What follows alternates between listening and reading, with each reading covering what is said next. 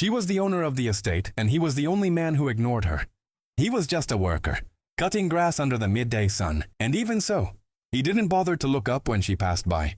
His name was Matteo. Valentina, 26 years old, heir to vast lands in the countryside, always arrived flawless, perfect nails and a car that stood out against the red dust of the road. She had only planned to stay for a weekend, but she ended up staying. On the first morning, she looked out the window and saw him, his shirt slightly open, one arm resting on the fence, staring at the horizon as if nothing affected him, as if he owned the world. But the truth was, the world belonged to her. She sent for him. "The lady wants to speak with you." Matteo arrived, took off his hat, looked her straight in the eyes for a few seconds, and said, "Do you need something?" No nerves, no interest, no sign of being impressed, as if she were just anyone, as if her status meant nothing.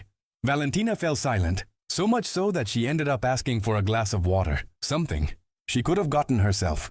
From that moment on, she started finding excuses. One day it was the fence, another day the cattle. She even made up a story about seeing a snake, just to call him over. And Matteo always came.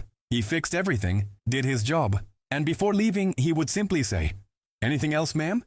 Then walk away. No flirting, no lingering looks, no attempt to get closer, nothing. And that unsettled her. One night a heavy storm hit and the power went out. Valentina stepped onto the terrace, and there he was, Matteo alone in the rain, fixing the generator. Soaked, focused, silent. She brought him a cup of coffee. He took it without smiling, drank it calmly, handed the cup back and said, "Thank you. You should go inside, it's cold." He was kind, but distant, and that only confused her more. She didn't know how to react to someone who wasn't trying to impress her. Until the third week, when she couldn't take it anymore. At lunch, in front of everyone, she walked up to him and asked, "Do you even see me?" Matteo set his fork down, looked at her calmly, and in a low voice, just for her, said, "I see you every day, but you're looking for something I can't give you. And it wouldn't be fair of me to make you believe otherwise." Then he went back to eating, as if nothing had happened. That Sunday, Valentina left. She returned to the city, to her apartment, to her usual life. 3 months passed without her coming back. But something wouldn't leave her alone, because for the first time, someone wanted nothing from her. When she finally returned, it wasn't for him, or at least, that's what she told herself. But there he was. Same hat, same sun, same way of looking at the world.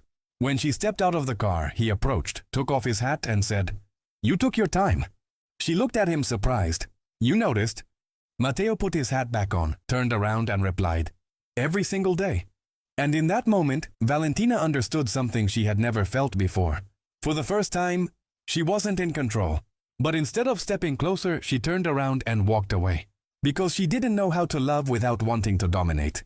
And as she left, Matteo didn't stop her. Even though, deep down, it was the first time, he had to force himself to let go of the only woman who truly mattered to him. Because what she never knew was that he had been waiting for her too.